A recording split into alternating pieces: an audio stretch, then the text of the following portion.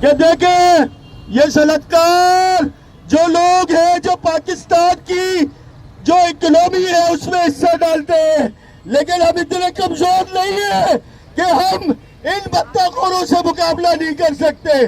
آج تمام law enforcement agencies, تمام پولیس سے، وزیر داخلہ سے، اس کے علاوہ سی ایم سے، پرائم منسٹر سے، وزیر داخلہ محسن نقوی سے مطالبہ کرتے ہیں، خدا را پاکستان کے صنعتکاروں کو تحفظ دو، خدا را پاکستان کے صنعتکاروں کو تحفظ دو۔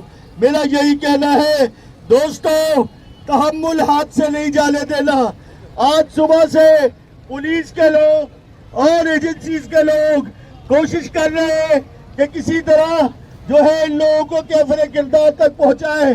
میرا یہی کہنا ہے کہ آج میرے سامنے جو لوگ ہیں وہ پہاپا احتجاج ہے، وہ چاہتے ہیں کہ کسی طرح فرزند کو حق ملے۔